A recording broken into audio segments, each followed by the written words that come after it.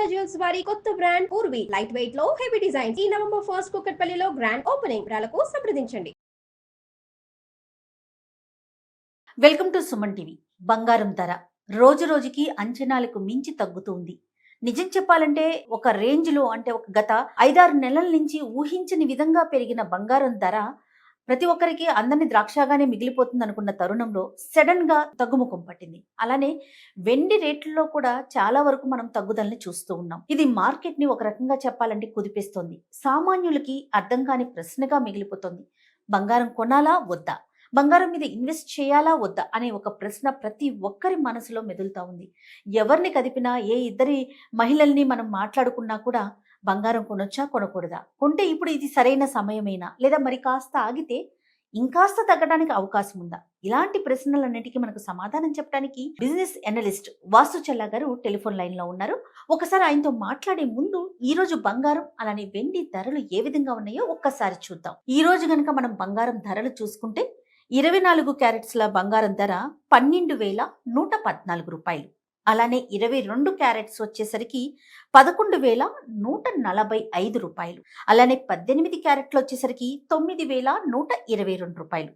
ఇక వెండి రేటుకు చూసుకుంటే గనక 1 గ్రామ్ వచ్చేసరికి 152.4 పైసా కింద ఈ రోజు రేట్లు ఈ విధంగా చూపిస్తా ఉన్నాయి. అయితే బంగారం రేటు ఈ విధంగా పెరిగిపోతున్న నేపథ్యంలో ముకుందా జ్యువెలర్స్ వారు ఒక కొత్త అడుగుకి శ్రీకారం చుట్టారు. అది ఏంటంటే పూర్వి అనే ఒక కొత్త బ్రాంచ్ ని లాంచ్ చేయబోతున్నారు. 18 క్యారెట్స్ తో మనకి ఆర్నమెంట్స్ ని తయారు చేయబోతున్నారు. ఏదైతే మనం 22 క్యారెట్స్ లో ఎక్స్పెక్ట్ చేస్తామో అదే విధంగా 18 క్యారెట్స్ లో కూడా ఆర్నమెంట్స్ ని తయారు చేసి ప్రజల ముందుకు తీసుకురాబోతున్నారు. దాదాపుగా మనం ప్రతి ఐటమ్ మీద అంటే ఎవరైతే సామాన్యులకి అందరినీ ద్రాక్షగా మిగిలిందో బంగారం కొనుక్కోవటం, అలాంటి వారికి కాస్తైనా తగ్గుదల కనిపించాలి, ఆ ధరల్లో కాస్త తగ్గుదల కనిపిస్తే ప్రతి ఒక్కరూ కూడా బంగారం వేసుకోవాలనే వాళ్ళ కళ నెరవేరుతుందనే ఒక ముఖ్య ఉద్దేశంతో నవంబర్ 1వ తారీఖున పూర్వి అనే ఒక కొత్త బ్రాంచ్ తో మీ ముందుకు రాబోతున్నారు. డెఫినెట్ గా వారిని మనం ఎంకరేజ్ చేద్దాం. అయితే ఈ గోల్డ్ ఎంతవరకు కొనాలి, ఏం చేయాలి అనే విషయాల గురించి మనం వాసు చల్లా గారితో ఒకసారి మాట్లాడదాం. టెలిఫోన్ లైన్ లో అయినా సిద్ధంగా ఉన్నారు. నమస్తే అండి వాసు గారు, నేను సుమన్ టీవీ నుంచి మాట్లాడుతున్నానండి, జయాని. చెప్పండి. నమస్తే వాసు గారు. లాస్ట్ వీక్ మన ఇద్దరం మాట్లాడుకున్నాము బంగారం ధరల గురించి, మార్కెట్ ఎలా ఉండబోతోంది ఏంటని. అంటే గత వారంతో కంపేర్ చేసుకుంటే ఈ వారం కాస్త ఏమైనా తగ్గుదల ఇంకొంచెం పెరిగింది అనుకోవచ్చు అంటారా? గత వారంతో పోలిస్తే కొంచెం పెరిగినట్టే అండి. పెరిగింది, కొంచెం పెరిగినట్టే, బట్ పర్లేదండి. అంటే ఈవెన్ కొంచెం ఆ రేంజ్ బౌండ్ లోనే ఉంది. సో అంత మరీ ఏం పెరగలేదు, తగ్గుతుంది మళ్ళీ పెరుగుతూ ఉంది. సో నిన్నటితో ఈ రోజుతో కంపేర్ చేస్తే కనుక ఒక 76 రూపీస్ అయితే 24K పెరిగినట్టండి. Okay okay. So and gold చూసుకుంటే కనుక 22K క్యారెట్ చూసుకుంటే 70 రూపాయల దాకా పెరిగింది. Like slight change. అంతకు ముందు లాగా 300, 500 అలా పెరగకుండా జస్ట్ ఒక 100 రూపాయలు అటు ఇటుగా పెరుగుతూ తగ్గుతూ ఉందండి మొత్తం 1 వీక్ మొత్తం కూడా. ఓకే, అంటే స్వల్ప మార్పును మనం గమనిస్తున్నాం. అవునండి. ఓకే. వెండి ఈ రోజు 152 రూపాయలు ఉన్నట్లుగా తెలుస్తా ఉందండి. మరి కాస్త ఏమైనా తగ్గటానికి అవకాశం ఉందా? ఇంకా కొంచెం తగ్గొచ్చు అండి. అయితే డిమాండ్ అండ్ సప్లై బట్టి ఉంటుంది కాబట్టి కొంచెం వెండి తగ్గే ఛాన్సెస్ ఉన్నాయి. సో దీనికి ఇంకొక రీజన్ మనం చూసుకుంటే, ఒకటి ప్రొడక్షన్ అని అనుకుంటే, అంటే మైన్స్ నుంచి వాటి నుంచి సిల్వర్ మైన్ చేసేది ఒక ఆప్షన్. రెండోది ఏంటంటే వెండిని రీసైకిల్ కూడా చేస్తారు. ఓల్డ్ ఎలక్ట్రానిక్స్ నుంచి కానీ, సోలార్ ప్యానల్స్ నుంచి కానీ వెండిని బయట తీస్తారు కూడా. సో ఆ రీసైక్లింగ్ ది మార్కెట్ లోకి ఎక్కువ వచ్చినా కానీ మనకి వెండి వాల్యూ తగ్గుతూ వస్తుంది. Okay okay. అయితే ఇన్వెస్ట్ చేయాలనుకునేవారు ఆర్నమెంట్ రూపంలో కొనుక్కోవటం మంచిదంటారా, లేదంటే ఏదైనా బిస్కెట్ కానీ లేదా బాండ్స్ రూపంలో కొనటం కానీ? చాలా మంది అంటే ఏదో చిన్న అమౌంట్ ఉంటుంది వాసు గారి చేతిలో, 1 లక్ష, 2 లక్షలు, 3 లక్షలు ఉంటాయి.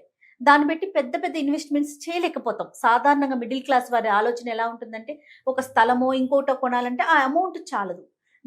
దీన్ని మనం ఏదైనా ఒక బంగారం మీద కానీ వెండి మీద కానీ ఇన్వెస్ట్ చేయొచ్చు అనే ఆలోచన వచ్చినప్పుడు ఏ రూపంలో ఇన్వెస్ట్ చేస్తే బాగుంటుందంటారు? అది మనం దేనికి వాడుతున్నాం అనే దాని మీద డిపెండ్ అయి ఉంటుంది. అంటే ఇన్వెస్ట్మెంట్ రిలేటెడ్ అని అనుకుంటే, అంటే ఒక 3 years తర్వాత 5 years తర్వాత మనం అమ్మేద్దాం అని అనుకున్నాం, మనకి మళ్ళీ డబ్బులు కావాలని అనుకుంటే మనకి డైరెక్ట్ ఫిజికల్ గా బార్స్ లెక్కన కొనుక్కోవడం బెటర్ ఉంటుంది. లేదు అంటే మనకి లైక్ ఉండాలి, ఉమెన్ కి ఇంట్లో అమ్మాయికి కానీ అబ్బాయి కానీ పెళ్లిళ్ళకి కావాలి, ఈ టైప్ లో కావాలని అనుకుంటే ఇంక ఇది లైఫ్ టైం ఉండిపోతుంది. ఇది మళ్ళీ మనం అమ్మే ఛాన్స్ అయితే ఉండదు. సో దీనికైతే మనం ఆర్నమెంట్స్ కొనుక్కుంటే బెటర్ ఉంటుంది. ఓకే. అండ్ ఇక్కడ ఇంకొక ఆప్షన్ ఏంటంటే మనం ఏమైనా గోల్డ్ లోన్ కి వెళ్ళాలంటే ఆర్నమెంట్ రూపంలో ఉంటేనే మనం గోల్డ్ లోన్ కి వెళ్ళొచ్చు. ఆహా! మామూలుగా బిస్కెట్ రూపంలో ఉంటే మనం తనఖా పెట్టడానికి అవ్వదు. సో ఎప్పుడైనా అర్జెంట్ గా కావాల్సి వచ్చినా మనం అమ్మేయాల్సి వస్తుంది తప్ప ఓకే. మనం లోన్ తెచ్చుకోవడానికి ఆప్షన్ ఉండదు. అంటే కాదు వాసు గారు, అది ప్యూరిటీ ఎక్కువ ఉంటుంది కదా మనకి బిస్కెట్ రూపంలో ఉంటే గనక. ఆర్నమెంట్ అనేసరికి కాస్త ప్యూరిటీ తగ్గుతుంది. బిస్కెట్ అంటే డైరెక్ట్ కదా, దానికి ఎందుకు బ్యాంక్స్ లోన్స్ ఇవ్వటం జరగదంటారు? అంటే యాజ్ పర్ ఆర్బీఐ రూల్స్ మనకేంటంటే ఏదైతే మనకి వాడుకలో ఉంటుందో దాని మీద మాత్రమే మార్టగేజ్ పెట్టుకోవచ్చు అనేది ఒక రూల్ ఉంది. దాని ప్రకారం ఏంటంటే pure silver or pure gold అనేది మనకి ఆర్నమెంట్ కాదు, అది ఒక మెటల్ టైప్ లో వస్తుంది కాబట్టి దానికి ఇవ్వరండి. ఓకే. అంటే ఆర్బీఐ గైడ్ లైన్స్ అనేవి ఉంటాయి దీనికి. మీరు అనేది గవర్నమెంట్ సెక్టార్ వరకేనా? ఈ ప్రైవేట్ గా మనం మార్వాడి షాపులు గానీ ఇలాంటి చోట కూడా కొంతమంది తనఖా పెట్టుకుంటారు కదా, అక్కడ కూడా సేమ్ పాలసీ ఉంటుందండి? మామూలుగా ఆఫ్లైన్ లో అయితే గనక మామూలుగా ఇచ్చే ఛాన్సెస్ ఉన్నాయి, ఎందుకంటే అది రికార్డెడ్ ఉండదు కాబట్టి నార్మల్ చిన్న చిన్న షాప్స్ లో. బట్ పెద్ద షాప్స్ లో వచ్చేటప్పటికి అండ్ లేదంటే ఏదైనా రిపీటెడ్ బ్యాంక్స్ వచ్చేటప్పటికి మనకు ఆప్షన్ ఉండదు. ఈవెన్ మనం అంటే ఆర్బీఐ రూల్స్ లో ఇంకొకటి మీకు యాడ్ చేస్తాను, అదేంటంటే ఒక లోన్ తీసుకుని మనం ఇన్వెస్ట్ చేయొచ్చా అంటే ఏదైనా మ్యూచువల్ ఫండ్స్ లో గానీ స్టాక్ మార్కెట్ లో గానీ ఆర్బీఐ దానికి యాక్సెప్టెడ్ కాదు. సో నార్మల్ గా లోన్ తీసుకుని ఇన్వెస్ట్ చేయడం అనే కాన్సెప్ట్ ఉండదు, ఎందుకంటే దట్స్ ఆర్బీఐ రూల్. కానీ తీసుకుని ఇన్వెస్ట్ చేసే వాళ్ళు చాలా మంది ఉన్నారు, ల్యాండ్ కొనే వాళ్ళు ఉన్నారు లోన్స్ తీసుకుని అలా. కానీ ఏంటంటే అది ప్రాపర్ రీజన్ గా చూపించారన్నమాట. మొన్న నేను ఒక న్యూస్ చూసానండి, మరి ఎంతవరకు కరెక్ట్ నాకైతే ఐడియా లేదు. సిల్వర్ మీద కూడా బ్యాంక్స్ నుంచి లోన్స్ ఇవ్వబోతున్నాయి అనే ఒక వార్తని గతంలో లేదా ఇప్పుడు నిజంగా తీసుకొచ్చారా? ఇది ఫేక్ న్యూస్ అంటారా? సిల్వర్ ఎక్కువ వాలటిలిటీ ఉంటుంది. సో ఇప్పుడు బంగారం అనుకోండి, వాలటిలిటీ ఉన్నా గానీ కొంచెం పైకి కిందకి వస్తుంది కాబట్టి బ్యాంకులు బంగారాన్ని ఎక్కువ నమ్ముతాయి. సిల్వర్ వచ్చేటప్పటికి ఇండస్ట్రియల్ యూసేజ్ ప్రకారం ఒక్కోసారి సడన్ గా డ్రాప్ అయిపోవచ్చు. ఈవెన్ ఇప్పుడు మనం చూసుకుంటే ఒక 10,000 20,000 విత్ ఇన్ 1 month లో చేంజ్ వచ్చింది సిల్వర్ చూసుకుంటే. సో ఇప్పుడు బ్యాంక్ ఆల్రెడీ మీకు లోన్ ఇస్తుంది అనుకోండి ఎక్కువ అమౌంట్ కి, దెన్ వాళ్ళ వాల్యూ పడిపోతే వాళ్ళు ఇంకా లోన్ రీపే చేయరు కదా. సో ఆ డ్రాప్స్ ఎక్కువ ఉంటాయి కాబట్టి డ్రాప్స్ ఆర్ హైస్. సిల్వర్ కి మనం బ్యాంకులు అనేవి అంత ఇంట్రెస్ట్ చూపించవు అండ్ ఇవ్వకపోవడానికి ఛాన్సెస్ ఎక్కువ ఉన్నాయండి. ఒక తర్వాత బాండ్స్ విషయంకి వచ్చేసరికి ఇన్వెస్ట్మెంట్ బాండ్స్ రూపంలో పెట్టుకోవచ్చు అంటారా? ఏదంటే గోల్డ్ గానీ సిల్వర్ గానీ సంబంధించి ఇది ఎంతవరకు యూస్ఫుల్? ఇది టర్మ్ అంటే లాంగ్ టర్మ్ ఆలోచించాలా, షార్ట్ టర్మ్ ఆలోచించాలా, సామాన్యులకు అర్థమయ్యేలాగా? ఎస్జీబీ బాండ్స్ మనం చూసుకుంటే అంటే గోల్డ్ బాండ్స్ అనేవి అంతకు ముందు రిలీజ్ చేశారు. సో ఆ ఎస్జీబీ బాండ్స్ మీద సమ్ 2% అలా ఇంట్రెస్ట్ ఇచ్చారు గవర్నమెంట్ అనేది. బట్ ఇప్పుడు ప్రెసెంట్ అయితే స్టాప్ చేశారు అది, ఎందుకంటే రిలేటెడ్ ట్యాక్స్ అనేది గవర్నమెంట్ రావట్లేదు అండ్ అప్పుడు గవర్నమెంట్ తీసుకున్న డబ్బులకి డబుల్ ది అమౌంట్ వాళ్ళు పే చేయాల్సిన సిచ్యువేషన్ వచ్చింది, ఎందుకంటే బంగారం రేటు 5 to 8 years లో బాగా పెరిగిపోయింది. అందుకని చెప్పి యాక్చువల్ గా బాండ్స్ మనకు బెటర్. అంటే మనం ఇన్వెస్ట్మెంట్ వైజ్ మనం చూసుకుంటే గనక బాండ్స్ బెటర్ ఆప్షన్. బట్ ఏంటంటే గవర్నమెంట్ రిస్ట్రిక్ట్ చేస్తుంది బాండ్స్ ఇప్పుడు ప్రెసెంట్. అండ్ మళ్ళీ దాన్ని సెకండరీ మార్కెట్ లో అమ్మడం ఇదంతా కొంచెం ప్రాసెస్ ఉంది కాబట్టి ఈవెన్ ఇన్వెస్టర్స్ కూడా కొంచెం దగ్గరండి. రైట్. ఓకే, ఫైనల్ గా చెప్పండి వాసు గారు, సాధారణంగా మనం బంగారం రేట్ అనేసరికి ఒక 2 నెలలకో 3 నెలలకో లేకపోతే ఒక 6 నెలలకో పెరుగుతుందని ఎక్స్పెక్ట్ చేస్తాం. ప్రెసెంట్ ఎలా ఉంది అంటే నెక్స్ట్ వీక్ ఎలా ఉండబోతుందని అడగాల్సిన పరిస్థితి వచ్చేసింది. సో ఈ నేపథ్యంలో మనకి అంటే పెరుగుదల ఎంతవరకు ఉండొచ్చు, లేకపోతే తగ్గుదల ఎంతవరకు ఉండొచ్చు? ఇన్వెస్ట్ చేయాలనుకునే వారికి మీరు ఏం చెప్తారు? తగ్గడం అయితే ఇంకొక 10,000 అలా తగ్గొచ్చు అండి. మామూలుగా గోల్డ్ అయితే నేను చెప్తున్నాను.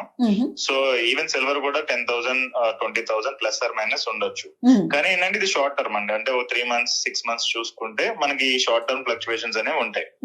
బట్ మనం ఒక 1 year గానీ 3 years గానీ 10 years గానీ చూసుకుంటే డెఫినెట్ గా ఇవి రేట్లు అనేవి బాగా పెరగడానికి ఛాన్సెస్ ఎక్కువ ఉన్నాయండి. ఈవెన్ యుఎస్ లో ఉండే జేపీ మోర్గన్ లాంటి పెద్ద పెద్ద బ్యాంక్స్ కానీ రీసెర్చ్ కంపెనీస్ కానీ చెప్పేది ఏంటంటే గోల్డ్ రేటు 2 లక్షలు 3 లక్షల దాకా వెళ్ళిపోవడానికి ఛాన్సెస్ ఉంది 2026 డిసెంబర్ కల్లా అన్నట్టు చెప్పారు. వార్స్ ఏమీ జరగలేదని అనుకోండి, అంత పీస్ఫుల్ గా ఉంది అండ్ యుఎస్ డాలర్ ని ఎక్కువ మంది నమ్ముతున్నారు and inflation and interest rates అన్ని కూడా స్టేబుల్ గా ఉన్నాయంటే అప్పుడు మనకి రేట్ పెరగకపోవచ్చు. కానీ లేదంటే నార్మల్ సినారియోస్ లో ఈ గోల్డ్ రేట్ అనేది పెరగడానికి స్కోప్ ఎక్కువ ఉందండి. రైట్ వాసు గారు, మరి నెక్స్ట్ వీక్ మళ్ళీ మీకు నేను టచ్ లోకి వస్తానని మీకు కాల్ చేస్తాను. ఇంకొకసారి మళ్ళీ గోల్డ్ ప్రైజెస్ ఏ విధంగా ఉన్నాయి, ఏ విధంగా సామాన్యులు ముందుకెళ్లాలనే విషయం మనం మాట్లాడుకుందాము. షూర్ అండి. ఎవరైనా కొనాలి అనుకుంటే ఒక 10% or 20% అమౌంట్ తోటి ఇప్పుడు కొనుక్కొని ఉంచుకోమని చెప్పండి. అండ్ లాంగ్ టర్మ్ లో ఒకేసారి నేను ఇన్వెస్ట్ చేస్తానంటే అది ఒకేసారి అమౌంట్ అయితే పెట్టకుండా ఉండడం మంచిది. ఓకే. థ్యాంక్ యూ అండి, thank you so much Vasu గారు. నమస్తే. Welcome. అనలిస్టులు సైతం పూర్తిగా ఇది చేయండి ఇది చేయొద్దు అని చెప్పలేని పరిస్థితి, ఎందుకంటే అంత గందరగోళ పరిస్థితులు మనకి కనిపిస్తా ఉన్నాయి. 26కి వచ్చేసరికి దాదాపు 2 నుంచి 3 లక్షల దాకా పెరిగిపోయే అవకాశం ఉందంటున్నారు. కానీ రాబోయే కొద్ది రోజుల్లో బంగారం కానీ వెండి కానీ ఒక 10,000 వరకు తగ్గే అవకాశాలు కనిపిస్తున్నాయి. అంతే తప్ప ష్యూర్గా ఎవ్వరూ చెప్పలేకపోతున్నారండి. వాసు గారితో నేను ఎప్పుడు మాట్లాడినా ఒకటే చెప్తారు, ఏదన్నా చిన్న మొత్తం ఉందంటే కొంచెం ఇన్వెస్ట్ చేయండి, మళ్ళీ తర్వాత మళ్ళీ ఇంకొంచెం చిన్న మొత్తం పెట్టుకొని అట్లా తప్ప ఒకేసారి ఇన్వెస్ట్ చేయొద్దు. కొంచెం కొంచెంగా ఇన్వెస్ట్ చేసుకుంటూ వెళ్ళండి, మార్కెట్ని గమనిస్తూ ఉండండి. Right, thank you so much. ఈ వీడియో కనుక మీకు నచ్చినట్లయితే షేర్ చేయండి అండ్ లైక్ చేయండి.